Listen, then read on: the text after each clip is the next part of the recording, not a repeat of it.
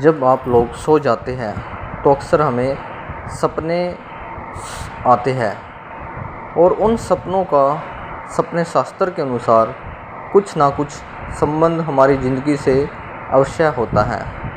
कुछ सपने हमें शुभ दिखाई देते हैं और कुछ हमें अशुभ भी दिखाई देते हैं। इसी प्रकार आज हम बात करने वाले हैं कि अगर आपको सपने में समोसा दिखाई देता है या आप समोसे को खाते हुए सपने में दिखाई देता है तो इस प्रकार का सपना हमें क्या संकेत देता है, यह आज हम सपने शास्त्र के अनुसार समझने का प्रयास करेंगे। ऐसे तो कहा गया है कि जो समोसा होता है वह सपने में देखना शुभ माना गया है, यह शुभ का प्रतीक माना गया है।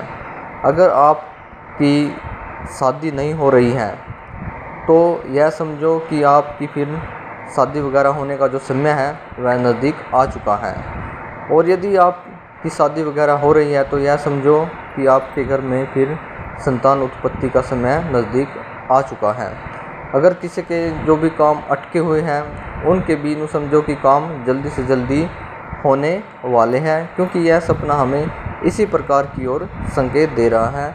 यह सपना हमेशा शुभ माना गया है क्योंकि जो समोसा होता है यह खुशी के अवसर पर ही, मतलब कि इसका जो होता है खुशी के अवसर पर ही मंगाया जाता है। इसी प्रकार समोसा खाना भी शुभ माना गया है।